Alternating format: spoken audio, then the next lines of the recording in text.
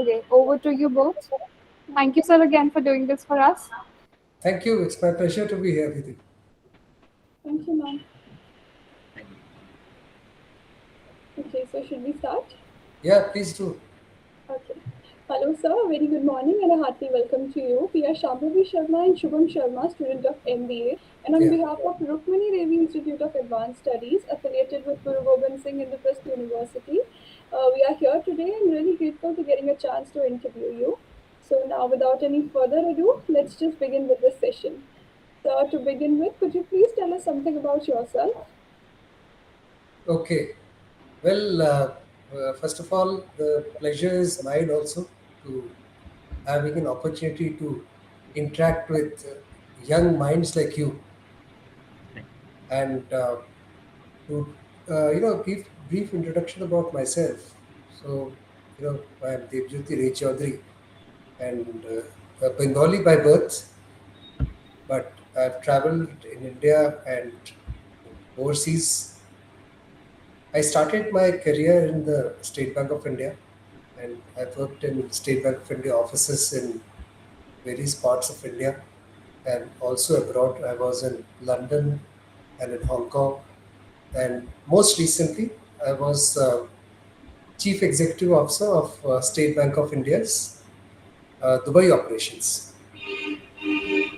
And today, of course, Indians are making a name for themselves overseas. We hear of so many uh, Indians who are chief executives of global companies. Heard of Microsoft, heard of Google, heard of Adobe. But this has happened only over a period of time. And initially, at least when I started, I took over as CEO of Dubai operation. I started Dubai operations. I found it quite a bit of challenge because globally you are competing against the best talent, the best resources, the best companies, best people. So it is that much more difficult to succeed overseas. But then it gives you a lot of satisfaction once you achieve success at a global level. It gives you so much satisfaction. And other thing which I felt uh, based on my experience in Dubai was that when you are abroad, you're not just representing your company. I was CEO of SBI's global operations, but you're also representing your country. And that's why it's the onus is on us to behave, do things in a way because you're representing your country. And that's why it gives you so much more pleasure that here I, as head of a company, am also representing a country. And it brings a lot of responsibility on you also. So if there are any challenges, so people will immediately look to you to give your response. For example, recently we've seen the rupee depreciate against the dollar. We had a similar scenario when I was in Dubai. So the onus becomes on you to explain to the people that what is the reason behind it. So in a sense, as I said earlier, you're representing your your company, one, but more important, your country also. There's so much more responsibility on you.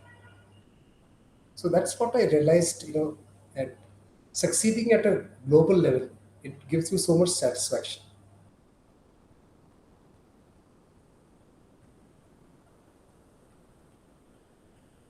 So you can proceed to your next question. Thank you very much, sir. Sir, next I would like to ask you, sir, can you please tell something about your company, your organization, NESL? Okay, so NeSL stands for National E-Governance Services Limited. So it is a public sector enterprise, and it has a wide ownership in the sense that there's no single promoter. Our shareholders are banks, public sector banks, private sector banks. There's some institutions like SIGBI, the insurance companies like Life Insurance Corporation of India. No single shareholder in a company has more than 10% stake. Maximum stake is, uh, it was 10%, but since there was some merger between two banks, Bank of Baroda and Dena Bank, so one bank has 14% stake. So that the maximum stake a single person has. So it is a widely diversified ownership, and we are an information utility under the Insolvency and Bankruptcy Code. Information utility is also known as a IU. IU. The short form information utility as IU. So we are IU, which is registered with the Insolvency and Bankruptcy Board of India under the Insolvency and Bankruptcy Code 2016. So that's about myself. That's about my company. Of course, myself I told earlier. Yeah. Yes, sir. So we would like to ask you, how was your first job experience was like, and how did you manage your work profile? Okay. See, very honestly, my first day in job, in my first job, and the first month also, it was initially not very pleasant because there was a lot of workload. I was in a bank, and there was a initial day when pensions were being disbursed. So there was a lot of crowd in the branch, and those days computerization was not there, so people pouring in, lots of crowds. So initially, I found it, not very appealing. But some important lessons I learned, and that is we should also take away. So initially, when you have this, you know, if you have a lot of customers, if you have a lot of work, do not get discouraged. I have seen a situation where shops or companies are waiting for days, but they still don't have a customer. So if you have overabundance, so it might cause a bit of hardship for you. But just think of the opposite scenario where you don't have customers. You have opened a shop and you have all the wares, and there are no customers. So let's think: would that be desirable, or a situation where you have surplus of customers and not able to cope? I would still say, despite the workload, I would still say it's desirable to have customers, because without customers, where will you be? Without customers, you not have an income, you not have any work. But a couple of things I learned from there. One is that even when you are doing your routine work, please do not lose sight of the bigger picture. What is the larger picture? So please don't lose sight of that. Second is, please don't ever give up. Keep trying. For example, I joined in the first day of the month, so there was a massive amount of rush. So, I didn't run away.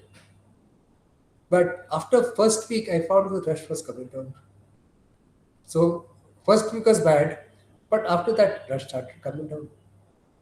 So, if I had run away after the first 1 or 2 days, so then I would not have experienced the remaining days. So, never give up. Please keep on trying. And the third thing is, have this desire to learn. What are we doing? The task which we are doing. At the end of it, what are we trying to do? can we do things any better? And one more thing, which in fact just comes to my mind, and when there's a crisis-like situation, in this case, the crisis situation was that there was tremendous amount of rush in the branch. In such a situation, remember, in tough times, it is the tough people who really stand out. So these are occasions where you can show your mettle.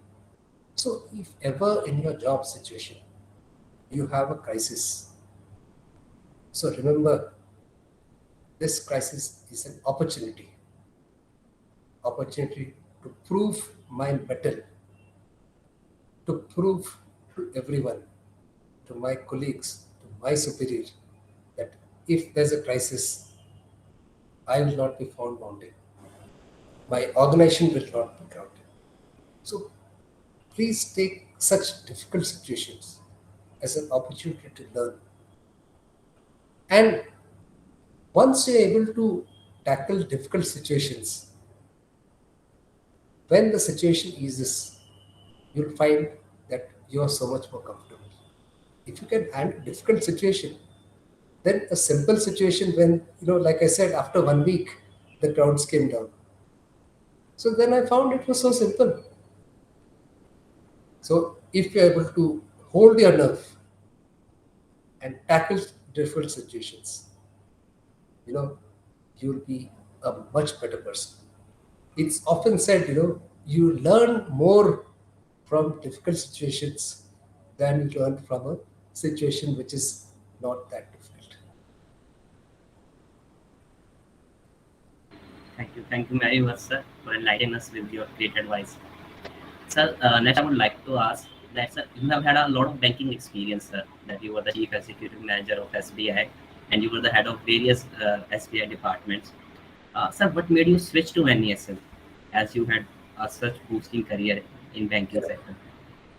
So the answer to that is NeSL also works closely with banks. As I stated earlier, the shareholders of NeSL are also various banks. So in that kind of situation, I'm not really cut off from banking. So I'm a career banker. Banking is my forte. But even in my present role, I'm not cut off from banking. NESL also works with banks. Not just NESL has been promoted by banks. NESL also works with banks. All the banks are our customers, not just banks, NBFCs, all India financial institutions, insurance companies, uh, debenture trustees. So they all are customers. So even in my present situation, I do work closely with banks. So I am carrying forward my banking experience with me. Okay. So while researching about you, we found out that you started your career back in the year 2001. So, what are your key learnings from your experiences and challenges you faced in your career? How exactly did you overcome it? Okay, actually, just a correction. So I think 2001 is where I think it came in the social media came and it started being recorded in social media. But I started my career way back in '89. Okay, But actually, that was there on LinkedIn. So, 2000 is where social media came. Social yeah, media became popular. So that is got why it, it is recorded from 2000. But got when we it. started, social media was not really there. But anyway, to about your question on hand, many times this yeah, I face this questions from youngsters. What is this work hard versus work smart? So answer to that is the two are not mutually exclusive. You have to work hard, but you have to work smart as well. The two cannot be at the cost of one another. You have to work hard. And sometimes youngsters also ask me, sir, can you tell me some shortcut to success? So unfortunately, there's no shortcut.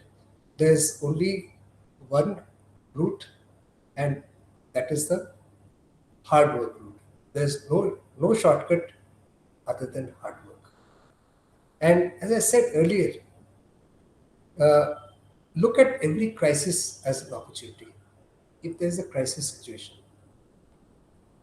look at solutions. Remember, if you are able to ride out the crisis, if you are able to survive the crisis, then you'll be a much better person. You'll be much more confident person. Your superior, your colleagues will start respecting you, and also your job knowledge will also improve. But coming to job knowledge comes from two areas. One is, of course, work experience. You learn from every crisis situation, but you also have to need to have a ongoing learning experience. In fact, that way you youngsters are in a much better position compared to us, because today learning has become so democratized. Today there's so much of material which is there, sometimes in the public space, sometimes there for small subscription. So there are various ways to improve your job knowledge. So any work which you are doing in your job, in your academics, you have the World Wide Web to see what are the better ways in which it can be done. So continuous improvement, continuous enrichment of job knowledge in whatever way. It can happen through interacting with colleagues. It can happen with reading books. It can happen with reading case studies. It can happen with reading sources of knowledge which are there uh, in the web.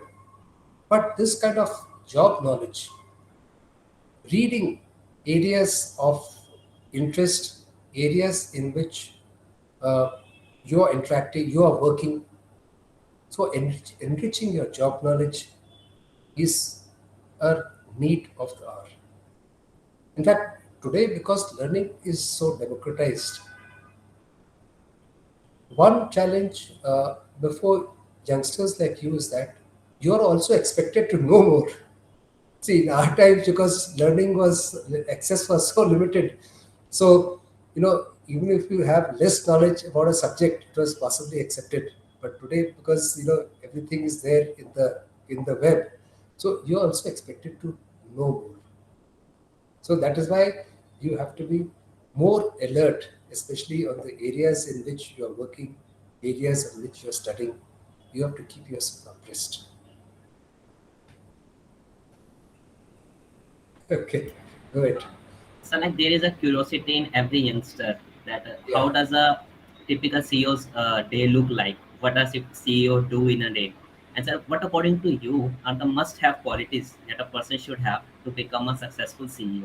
And so how does your work goes on and how your days goes on as a CEO or MD of a company? Okay. See, I'll come back to my mantra which I had given earlier, that there's no shortcut to success. So as a CEO, you have to you cannot, work a little less. If you think that you've grown up in the organization, once you grow at the top, so it doesn't mean that you have to work less. Because possibly you have to work a little more. In fact, I would like to point out to an age-old proverb which says that success is 90% perspiration and 10% inspiration. So hard work has to go. But at the same time, you also, as I said earlier, you need to be aware.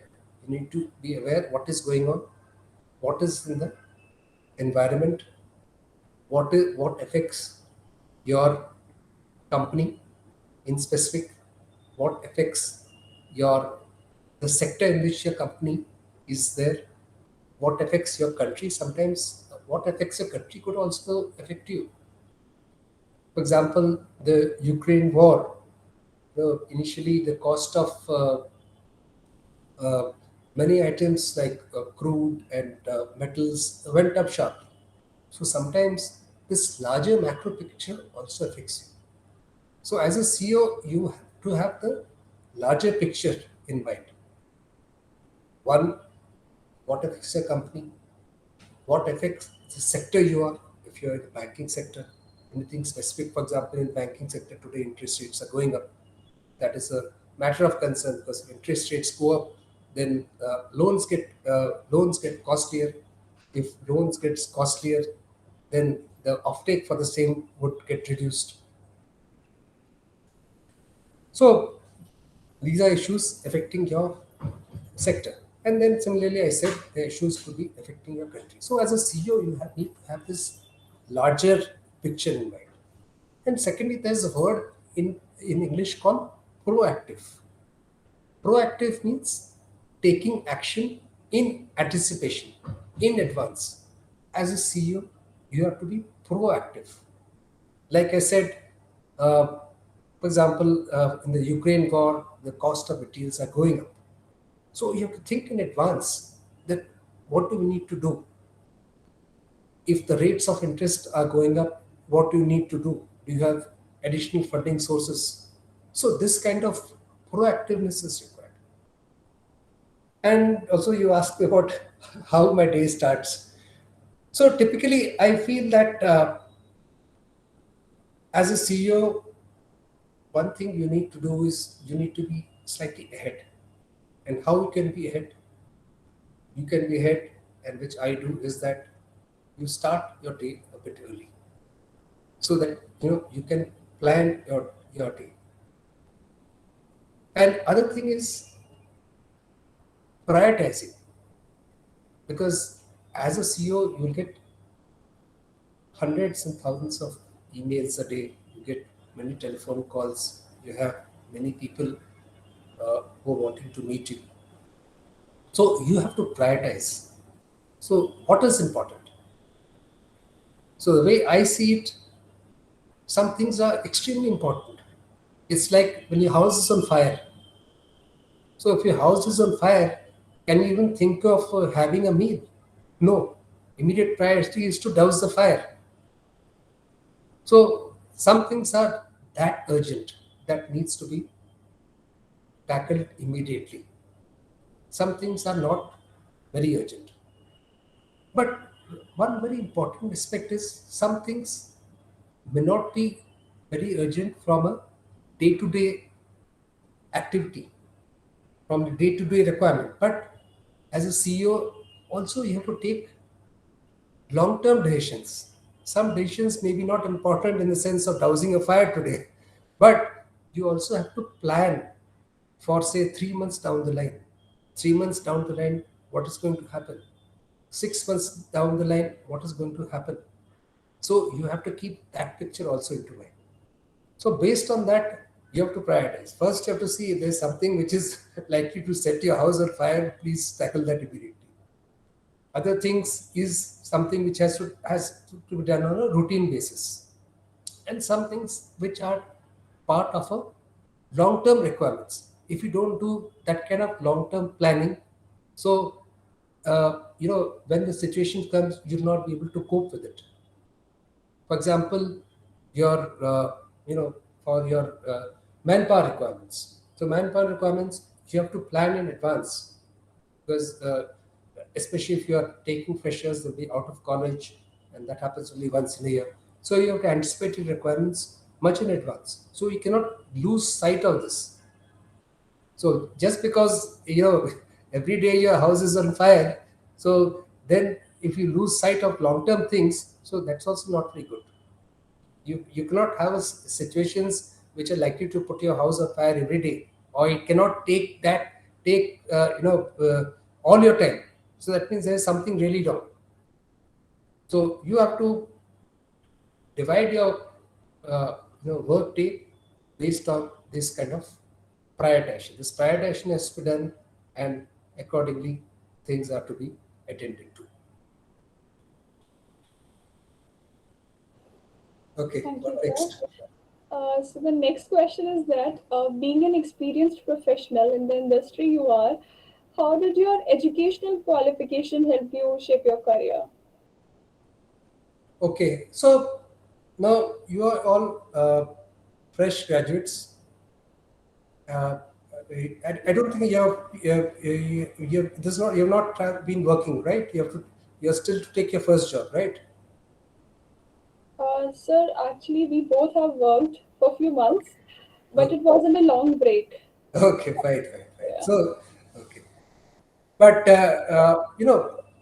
what I would like to advise you is that education qualification gives you a kind of head start, but ultimately, when you are in your job, you have to prove yourself. As I said, there's a crisis situation, and then you can't say that I have an education qualification, that is enough.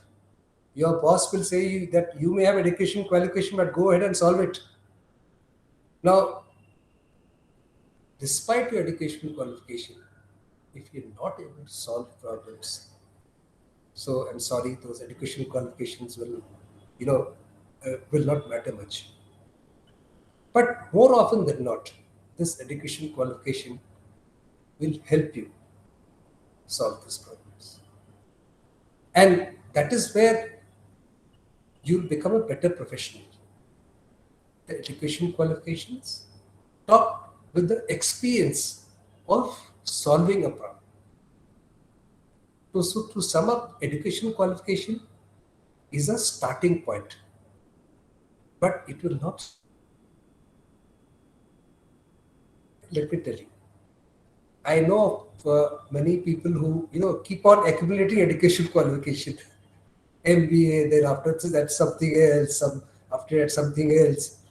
So unless you want to be an academician, going to teach somewhere, do not accumulate education qualification. Education qualification is supposed to help you in a job, help you solve a problem. It is you're supposed to apply what you have learned. So if you do not apply and you keep on, accumulating education qualification, so that is also not good. In fact, I'll give you a simple, example how we solved a problem in Dubai when I was in Dubai. So we had this leased premises, and the lease had a lock-in of 5 years. So after 3 years, premises we started looking for alternate premises because the existing premises was falling short. But the landlord told us that since you are vacating the premises in 3 years instead of 5 years, the remaining 2 years you have to pay us rent. So that for the old premises, we are shifting to new premises. Old premises for 2 years, we had to pay rent because we are vacating it before completion of a lease. So this was a problem I had. So 2 years rent I had to pay to my landlord even without occupying these premises. So this was a problem. Now let me tell you how I solved it. I looked at the lease deed and I found that lease deed there was a provision that this remaining 2 years lease rental would not be payable to the landlord if you're able to find an alternate tenant for the premises.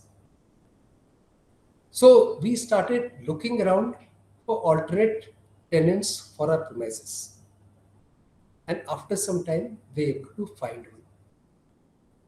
And once we were able to find one, the tenant shifted into the premises which was earlier occupied by us, and we were able to save on 2 years rent. And believe me, it was a very large sum of money. So that is how you have to be imaginative. Think out of the box. Think of the solution. Examine every aspects and see what is this kind of solution which can come. Okay, next. So means our qualification will provide us a step in, but for further we have to be good in our skills. Absolutely. Think of problem solving. Think of what you've learnt in your qualification, how you can apply that. So next, I would like to ask, sir, what goals do your company have for the next 5 years, sir? So our company is into digitization. So in fact, you see what is this? Can you tell me what is this? Can you see this? Or is it not clear? It's a pen. It's a And pen. So in short, I will say my goal of the company is to ensure that this pen goes out of existence. Okay. How? See, our company is into digitization. Digitization means we are wanting to get rid of physical documents in every manner. So documents will be executed in digital manner. And like you sign on a pen, like you sign on a paper with this pen, so there is something called a digital signature. There are various ways of doing a digital signature. It could be through a dongle, it could be through Aadhaar e-sign, it could be doing through a biometric. So there are three modes of digital signature. So in short, if I, if you were to ask me what is my goal, I want to get rid of this pen. In fact, I will say I don't want to get rid of it. It would rather be like a ornamental, like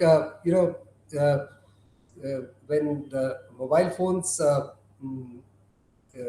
came, so we lost this utility of a watch, right? So you don't use a watch nowadays to see the time, because the mobile phone is there, you can see the time. But now smartwatches are coming. Smartwatches, you can do various things. You can do your BP monitor. You can track your activity. So the pen can remain, but it will not be used for signature. So my idea is to totally digitize. You will not have any requirements of paper. Every signature will be done to the digital board.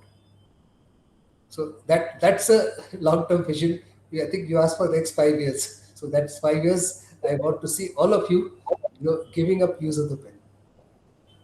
So we can say that the organizations who are manufacturing pen are in a bit of danger. Yes, but see, that is where you brought a very interesting point. As things change, you remember we had. I'm not sure you're so young.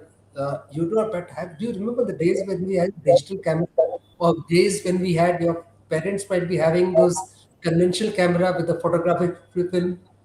So today you don't see.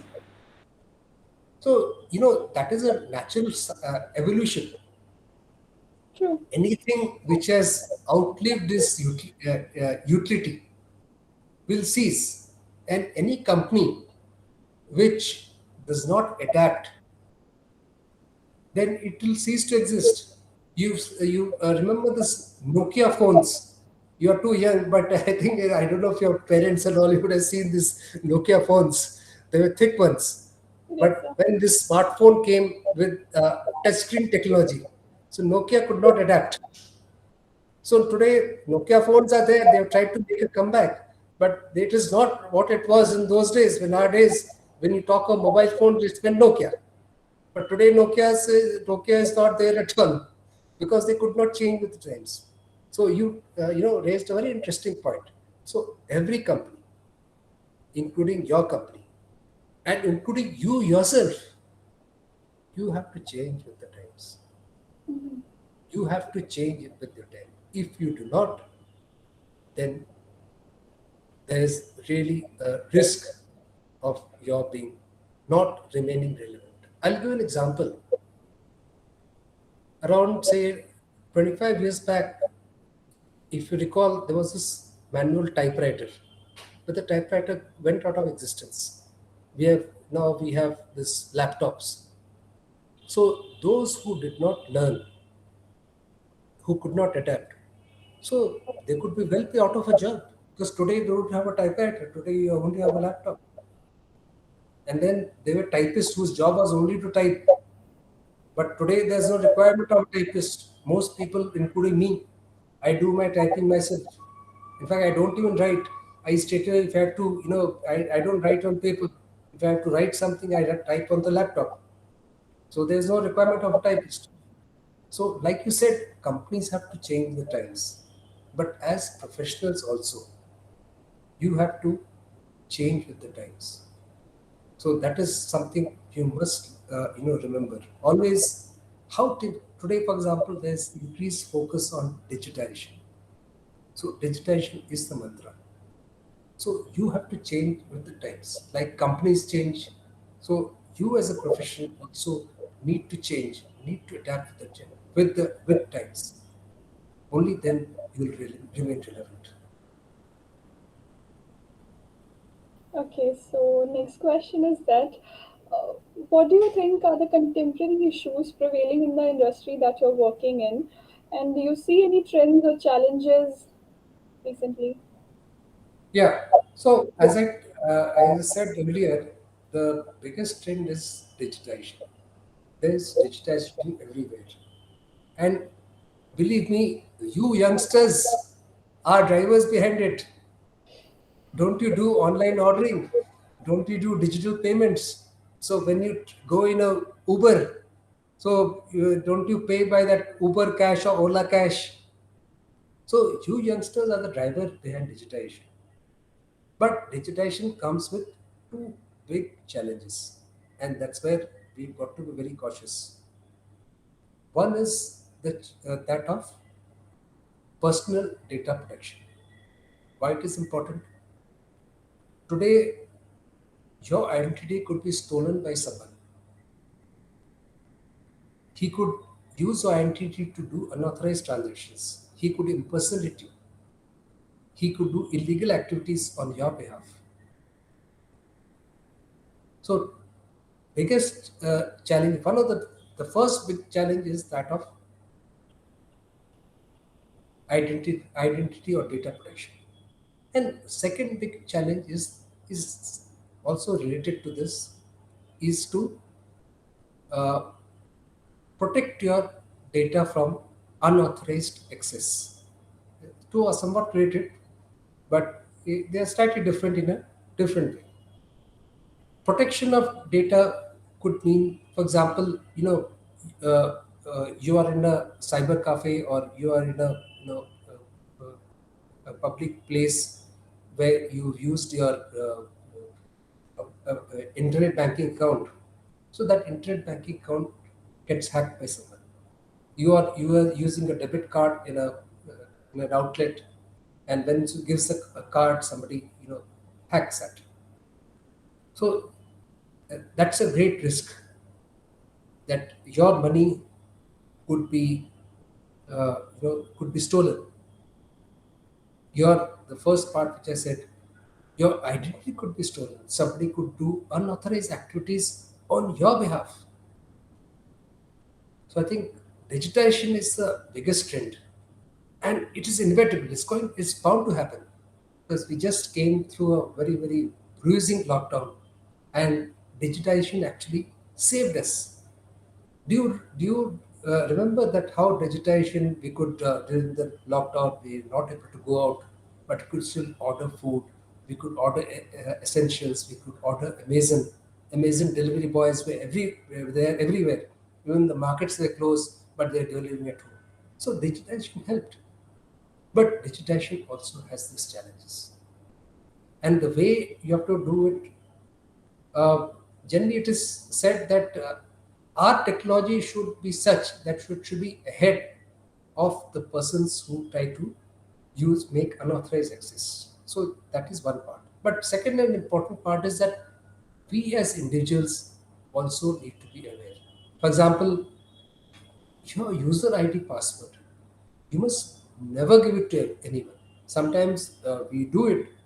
Sometimes we give a pin, the ATM pin, or the pin which comes to you on your mobile phone.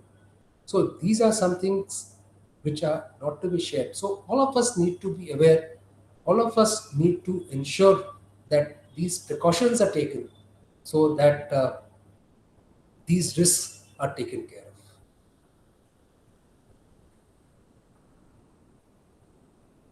Okay, what next? Sir, so this next question is more of us seeking for an opportunity to work Yeah. in a environment like your company and to learn from professionals. So, sir, my question is that does your company offer any internship opportunities or training or any kind of live project for management students? And so, if yes, then we'll delighted to learn from you. If you get a chance to get in an organization like NSCL, like it's a government, so we would be very much delighted if we get an opportunity like this from you. Even I'll be delighted to have bright young students like you. So we do have opportunities, maybe not on ongoing basis. We do have specific projects. So uh, please do see our website, and it has a host of things. And you can also see our newsletter. We publish a quarterly newsletter. There's a host of things which are there in the newsletter. So so these opportunities, whenever they are there, they'll be published on our website. But let me tell you, they are adequate opportunities.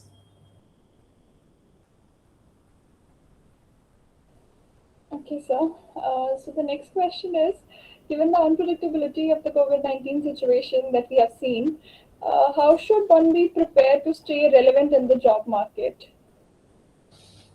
Okay, so I think you're all COVID scarred, and we have all come out from COVID, and some of these lessons we have learned. So one is of course the digitization, and as I earlier said,